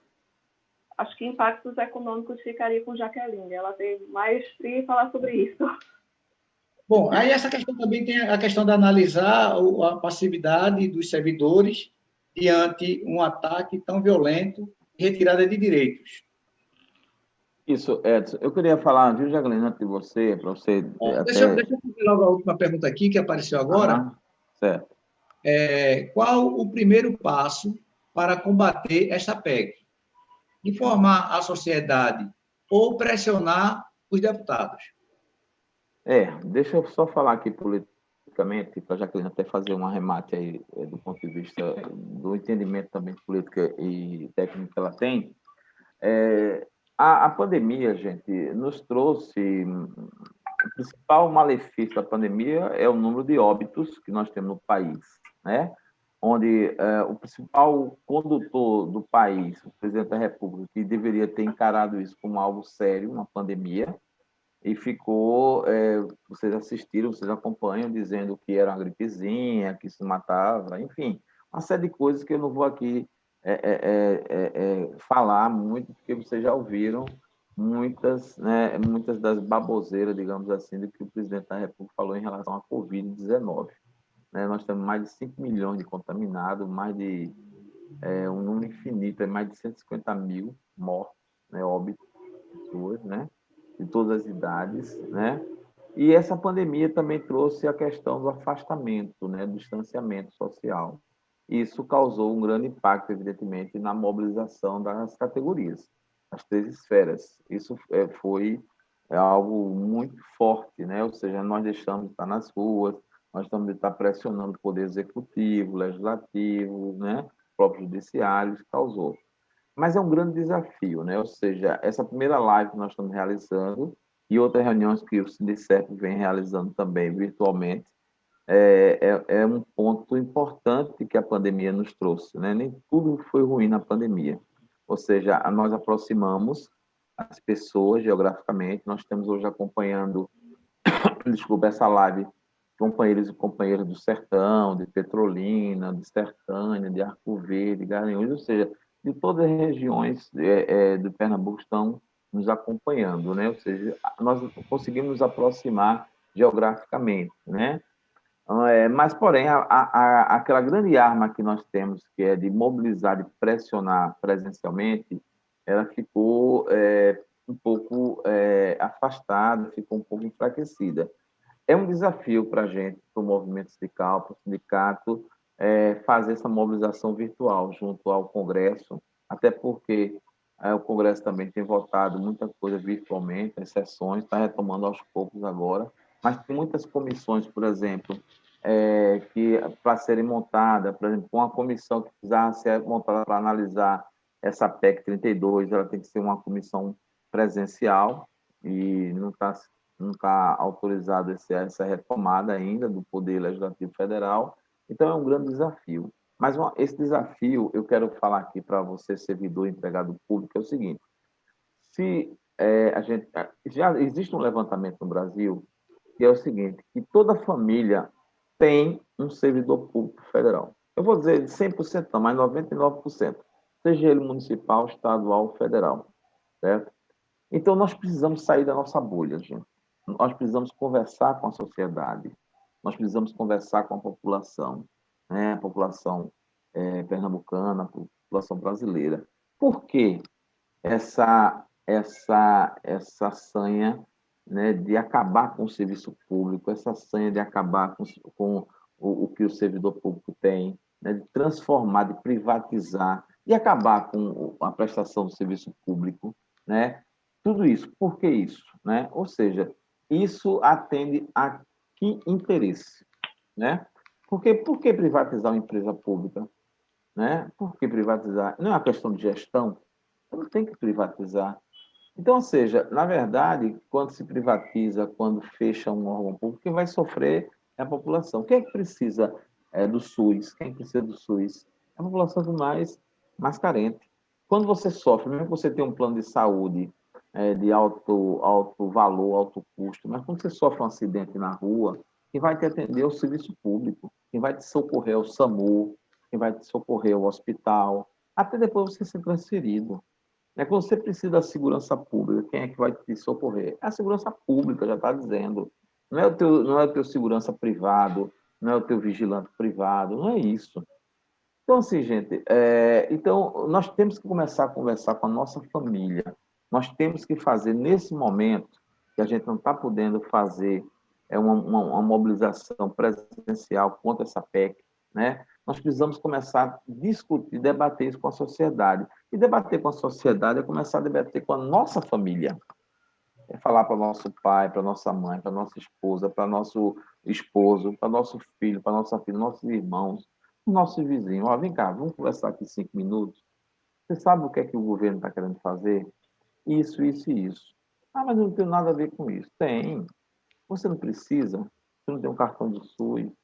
Porque começa assim, começa afetando um serviço público aqui, um órgão público ali, né? Contratando, terceirizando, e aí vai. Então, gente, esse grande desafio nosso é construir uma mobilização dentro da sociedade. Cada um de nós, servidores públicos, sairmos da nossa bolha, não é esperar só o sindicato fazer, que tem muita gente que está dentro do órgão público, a gente bota o pé e fala assim, lá vem o sindicato. O que é que o sindicato tem para a gente financeiramente? Muita gente só vê o sindicato eminentemente como um órgão de negociação para a questão salarial de benefício. Não, isso também é um papel nosso. Agora, nós precisamos começar a discutir agora, sabe o quê? A situação do serviço público, que querem acabar. Se a gente não pautar isso com a nossa família, com a nossa sociedade, eles vão acabar, gente. Então, o grande desafio é isso, é a gente começar a dialogar com a sociedade, sairmos da nossa bolha, começar a dizer quem é o autor, tem nome dessas pessoas que querem acabar. Sabe por quê? Eu quero deixar um recado aqui, para essa pergunta, né, que foi feita aqui. No próximo domingo, nós vamos ter eleições municipais. E aí não dá para o servidor sair de casa, votar no vereador ou votar em prefeito. Eu não vou fazer campanha aqui para ninguém, tá? Eu estou falando das eleições municipais. Em todo o estado de Pernambuco, todo o Brasil, com exceção do Brasil, que não tem eleições municipais, tá? Aí não dá para você sair e votar naquele vereador, eleger o vereador, eleger o prefeito, que ele apoia o deputado federal, que vai tirar a tua estabilidade lá dentro da Câmara Federal. Tu vai eleger o prefeito que apoia o senador, que vai tirar a tua estabilidade, tá certo? Também. Vai acabar com o serviço público. Só concluindo, sabe o que aconteceu com a Lei 173? Só para fechar, para vocês entenderem melhor.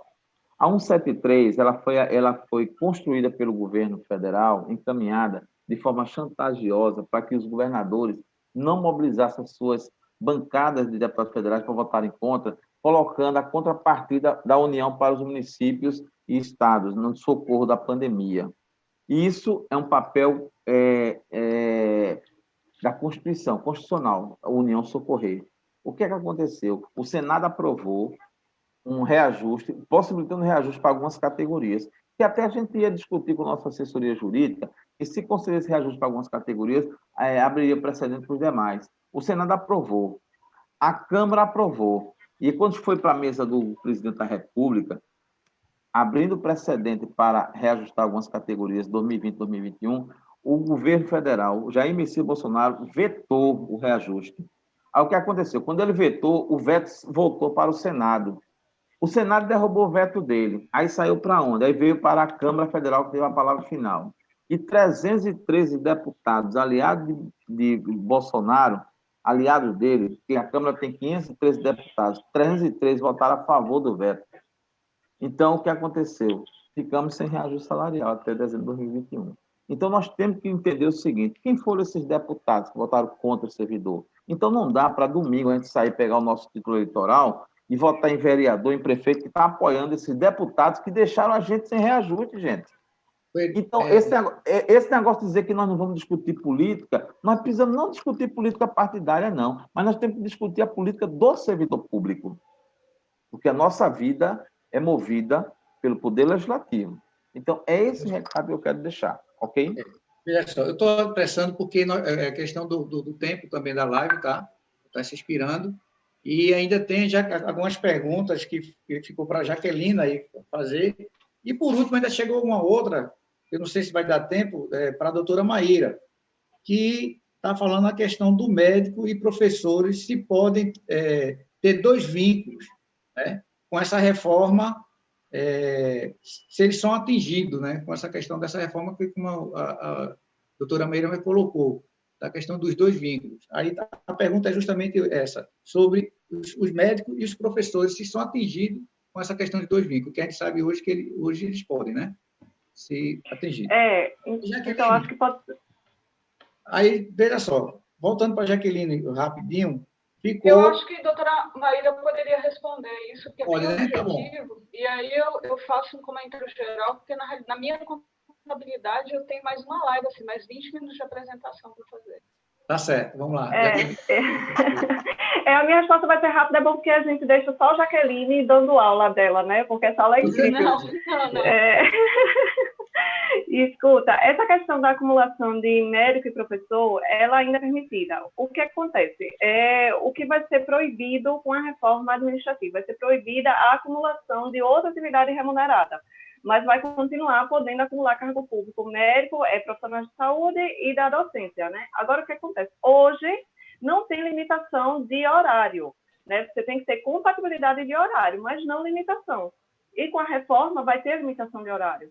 Por exemplo, pelo Sindicep, pelo Sindicato dos Servidores Federais, nós ingressamos, acho que com 2 ou 3 ações contra a EBSER, dos servidores federais de lá, que estavam sendo obrigados a optar por um vínculo de cargo, porque o somatório dos 2 horários ultrapassavam 60 horas.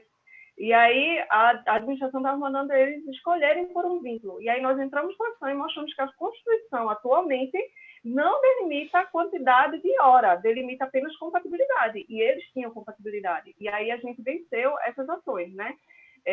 Proibindo que eles tivessem que optar por um cargo. E aí, com a reforma trabalhista, não. A reforma trabalhista, não. Desculpa, a administrativa. Vai ser permitido que ele acumule cargos, mas desde que com limite de horário. E que esse limite de horário vai ser definido por lei posterior. Não tá definido nessa... E aí pode ser 40 horas só, pode ser 30, pode ser 60, enfim. O que vem... com certeza não deve ser bom para o servidor. Com certeza. Pronto, Jaqueline, pode passar agora. Obrigado, doutora Maíra. Bom, Jaqueline, fica à vontade. Bem, gente, na minha contabilidade tem várias questões. Eu queria responder a Renilson, ele falou do número de servidores, aí eu queria só mostrar rapidinho para vocês o que representa o tamanho do Estado brasileiro, e eu acho que ver isso é fundamental para a gente não sair aí acreditando em tudo que dizem. Eu não vou colocar em slide de apresentação, não. Isso aqui é uma tabela da OCDE. Aí vocês lembrem que o sonho do Bolsonaro atual é entrar na OCDE, né? A OCDE é um conjunto de países desenvolvidos. São 37 nações desenvolvidas no país que formam esse grupo. O contraditório do sonho de Bolsonaro é que esse ano, provavelmente, o Brasil deixa de compor o grupo de países das 10 maiores economias do mundo. Ou seja, por fruto de política econômica equivocada, desde o governo Temer, a gente vem passando por recessão em cima de recessão. Então, muito provavelmente, no próximo dado do PIB, o Brasil deixa de estar entre as 10 maiores economias do mundo. Lembrando que, em 2010, nós éramos a 6ª maior economia do mundo. Então, eu acho que é bom que isso contextualiza, né, as coisas. O que eu estou querendo mostrar para vocês? A média desses países desenvolvidos, você tem 17,1% dos trabalhadores são servidores públicos, na média da OCDE. Tá? Se vocês olharem para a Noruega, 30% dos trabalhadores da Noruega estão no serviço público. Se vocês olharem, vamos lá, para os Estados Unidos, nós temos aqui mais de 20% dos trabalhadores americanos estão trabalhando no serviço público. Quando a gente vem para o Brasil, nós temos 12,45%. Se a gente coloca isso para a população, eu não tenho o gráfico da população, mas nós temos uma população de 211 milhões de pessoas. E 10 milhões de trabalhadores no serviço público, ativos. Significa dizer que a proporção de trabalhadores do serviço público para atender o conjunto da sociedade é de 5% da população. Então, 5% das pessoas no país tem o papel de atender 206 milhões de pessoas. É isso. Esse é o tamanho do Estado, dito Estado inchado no Brasil. Então, a gente precisa ter muito cuidado com isso, porque, na realidade, se a gente olhar, nós temos insuficiência de Estado no Brasil. Porque se a gente tivesse um Estado inchado, a gente não teria fome, a gente não teria ausência de saneamento básico, a gente não teria pessoas morrendo em fila de hospital. a gente não teria analfabetismo, a gente não teria uma série de mazelas, que são os estados nacionais que suprem. Isso é um elemento. A outra coisa, se falou muito em privatização, e a Renilson tocou muito nesse assunto. Eu queria colocar uma armadilha que a reforma administrativa ela coloca para a gente. Bem, todos vocês, boa parte de vocês são servidores públicos e sabem que na Constituição tem lá os princípios que regem a atividade, o exercício da atividade pública, que é legalidade, moralidade, impessoalidade, publicidade e eficiência. É o tal do LIMP, né? Bem, a PEC ela institui 8 princípios. E aí os princípios se repetem. Então, assim, unidade e impessoalidade, legalidade, moralidade, o que ele coloca de novo meio que já está contemplado. Mas ele coloca capciosamente o princípio da subsidiariedade. O que é isso? Né? Um nome difícil de falar, mas o que é isso? A subsidiariedade tira do Estado brasileiro a responsabilidade por atender os direitos sociais. O Estado deixa de ser o agente principal para fornecer o serviço público, ele passa a ser um subsidiário. Ele pode transferir para outro agente público ou privado, as suas atividades fins. E lá na PEC, ele coloca um outro elemento, ele cria um instrumento de cooperação, onde órgãos e entidades públicas podem estabelecer convênios com entes públicos e privados para a execução do serviço público. Inclusive, esses entes privados podem usar o equipamento público, ou seja, o hospital, vamos lá, o Hospital da Restauração, por exemplo, para prestar um serviço para a sociedade usando o equipamento público. Isso aconteceu em São Paulo antes do governo Erundina, onde o Maluf, salvo engano, era o Maluf, criou lá um projeto que ele passava para o setor privado os equipamentos públicos de saúde.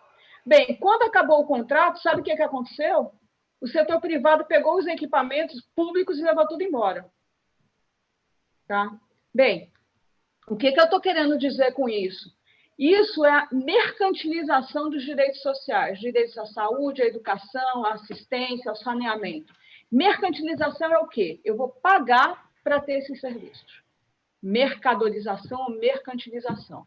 Mas quem é que vai pagar? Não é a população brasileira? Não somos nós, trabalhadores e trabalhadoras, que usamos o serviço público? Bem, vamos lá, nós estamos em condição de pagar? Vamos olhar assim um pouquinho. Deixa eu ver se eu acho aqui.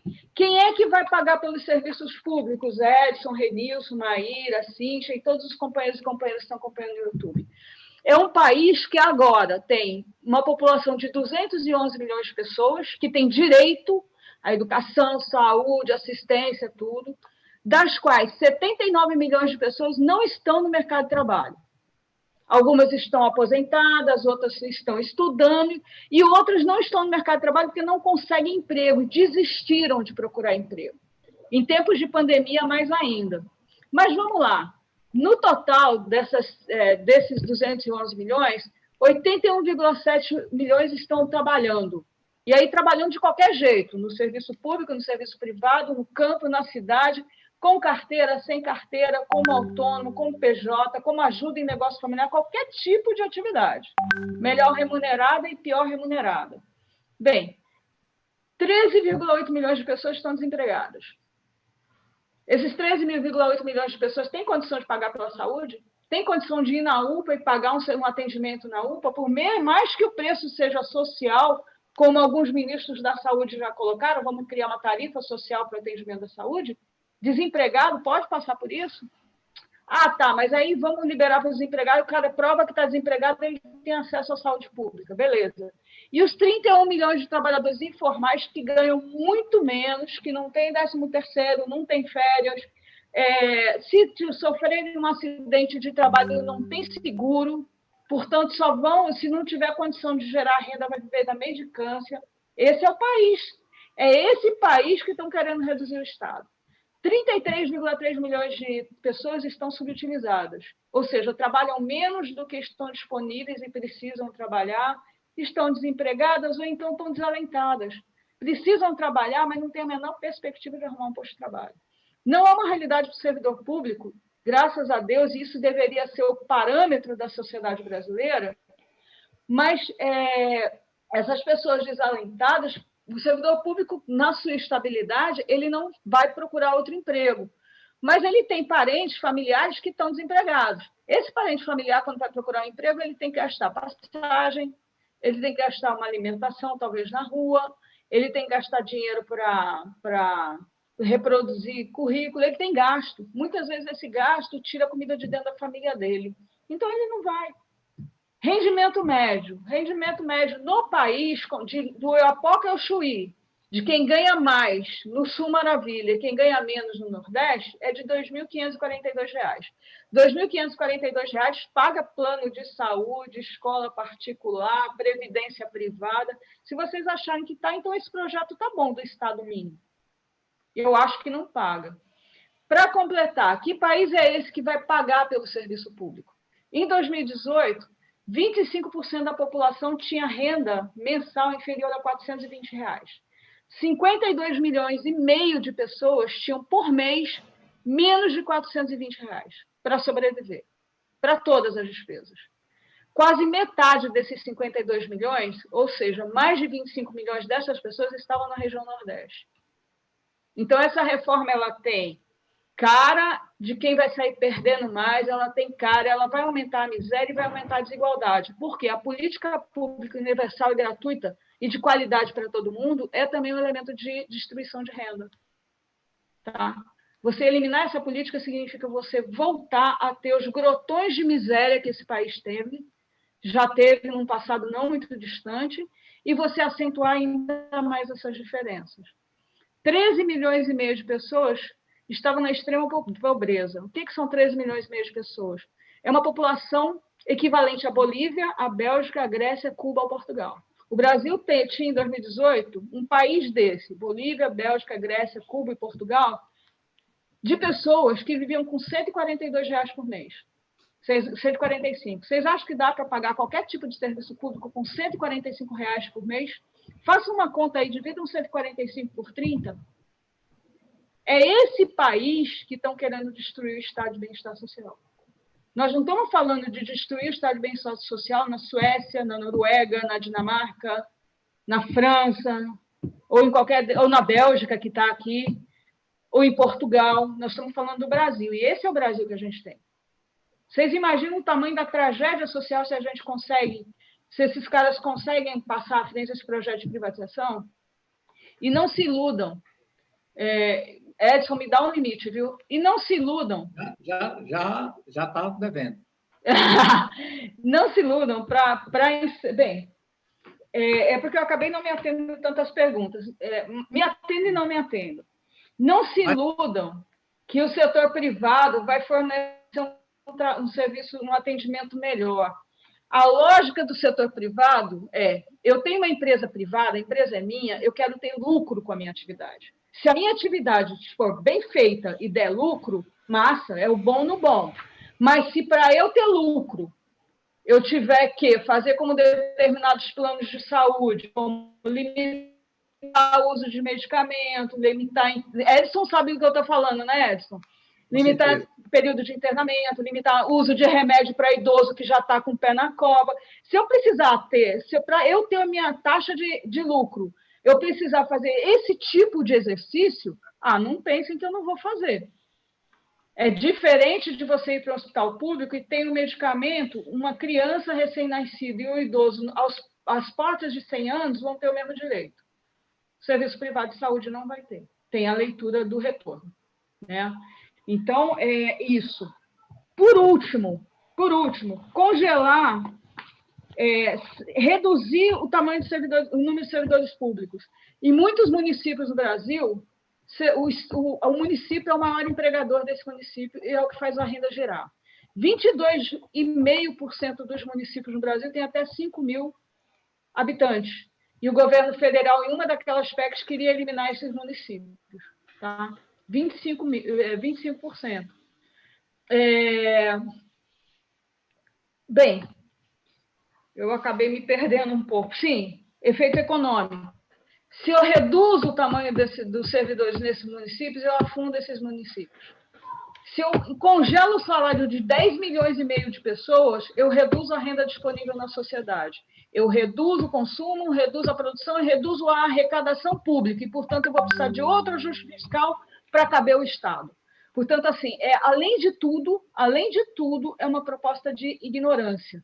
É uma proposta que aposta no pior, né? Vocês peguem esse quadro que eu estou deixando aí e pensem nos municípios que vocês conhecem, que tem até 5 mil habitantes, ou nos que têm até 10 mil habitantes, e pensem neles sem as prefeituras empregando. Por fim, Renilson, nós temos 5 milhões e 700 mil pessoas infectadas pelo Covid-19 e são 162.800 pessoas mortas. Você falou que eram 150 mil. Não são 150, nós temos 162 mil. E aí eu vou lhe dizer, nós temos aí em torno de um terço dos municípios brasileiros que tem menos até 10 mil habitantes. Então, nós temos aí, da diferença do exercício que você fez, é só para a gente provocar reflexão. Da diferença do exercício que você fez, são 150 mil mortes? Não são 162 mil. Essa diferença representa a população de um terço dos municípios brasileiros, que teriam até 10 mil habitantes. Então, nós estamos falando de uma tragédia social, que não foi pior por conta de um serviço público de atendimento para todos e todas nessa sociedade, e que precisa ser preservado. Essa reforma administrativa é um divisor de águas na civilização brasileira. Se a gente permitir que essa reforma passe, para a sociedade brasileira, não é só para o servidor público, e aí eu queria fazer essa reflexão com vocês rapidamente. Não é um problema do servidor público, é um problema da sociedade brasileira. A Constituição de 88 é um marco civilizatório. E a gente fazendo uma reforma administrativa que afete essa população, nós estamos retroagindo. Nós já retroagimos com a reforma trabalhista, já retroagimos com a terceirização, e agora nós vamos retroagir com os direitos sociais mais ainda. Nós retroagimos com a reforma da Previdência. E a reforma administrativa, ela aprofunda ainda mais essas desigualdades e ela vai gerar violência, ela vai gerar desemprego, ela vai gerar mais misérias, principalmente nos lugares mais pobres. Mas parece que o projeto que está em curso, que está propondo isso, não está muito interessado nessa população. Basta olhar, por fim, basta olhar os Estados Unidos e seu sistema privado de saúde e ver a quantidade de gente que ainda está morrendo. Lá, um projeto diferente, mas igual, ganhou a eleição muito por conta da ausência de um sistema público de saúde e pela postura do presidente que ainda está no poder lá. Pensem nisso, olhem para lá e vejam, eu sou você amanhã se essa reforma administrativa passar. É isso, gente. Obrigado. Me desculpem por atropelar a coordenação, a atividade. Veja só, eu tenho aqui, chegou a última pergunta, não sei se para a gente dar uma sequência, né, filtrar, que eu digo assim, os assuntos e inova numa sequência onde a gente vai estabelecer um contato mais sobre alguns temas, né, importantes e criar essa cultura para o servidor. Nós precisamos, o Sindicep precisa levar mais informação para os servidores, né? Hoje, saímos daqui, né, com mais conhecimento, né? Ou seja, aquilo que muitas vezes a mídia fala, televisiva, a rádio, o jornal, nós precisamos ter conhecimento para combater as fake news, combater as informações falsas, combater aquilo que os governos tentam, né, falar contra o servidor público. Então, eu quero agradecer muito a todos vocês, palestrantes, e aquelas que nos acompanharam. Dizer o seguinte, que hoje nós temos no Estado cerca de 211 mil servidores, entre ativos, aposentados e pensionistas, 211 mil. Né? Esse é o tamanho do serviço público, né? Entre fundações, autarquias, secretarias, empresas públicas, né? Servidores civis e também militares, né, que estão nessa conta também. O Estado de Pernambuco ele tem um número, né, em relação ao Nordeste, ele só fica atrás para a Bahia e o Ceará, só, né, dos 9 estados do Nordeste, né, onde a gente... Mas eu quero dizer o seguinte, gente, que nós vamos continuar na luta, estamos mantendo a nossa agenda de negociação, mesmo com esse cenário todo que estão colocados aqui, E eu quero finalizar minha participação dizendo o seguinte, que essa live, ela também é um agente motivador, não é aqui, nós trouxemos para vocês uma fala desanimadora, dizendo, olha, está tudo perdido, a gente vai ficar sem reajuste até dezembro de 2021, vamos chorar, se lastimar, vamos xingar o sindicato e até se desfiliar. Não, ao contrário. Esse é o momento da gente fortalecer a nossa entidade sindical. Esse é o momento da gente buscar a nossa assessoria jurídica. Esse é o momento da gente buscar as informações e conhecimento com o DIEESE. Então, nós precisamos estar juntos, nós precisamos lutar mais. E não descredibilizar aquela entidade, ou falar, ou me afastar, porque nós não estamos conseguindo nada. Temos que sair da esfera do sindicato, do sindicalismo apenas de resultado. Não, vamos continuar juntos lutando. E o que importa nesse cenário vai ser a nossa luta. Porque eu quero fechar aqui dizendo uma frase que eu sempre utilizo nas reuniões da federação, que vocês também já me ouviram falar. Gente, quem sempre luta, nem sempre ganha, mas quem não luta, perde sempre, viu? Então, que coloquemos o nosso pé na estrada, continuemos lutando com as informações necessárias, com o apoio necessário jurídico, enfim, juntos nós conseguiremos. Separados, perderemos todos. Um grande abraço, boa noite, Jaqueline, boa noite, doutora Maíra, a Cíntia e ao companheiro Edson, e a todos vocês, companheiros, servidores e empregados públicos que nos acompanharam. Bom, mais uma vez eu quero agradecer aqui aos palestrantes, agradecer também aos participantes que até agora ficaram junto conosco.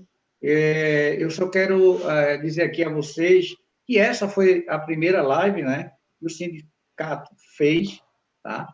É a primeira de muitas que nós vamos fazer, com diversos temas relacionados aos servidores públicos.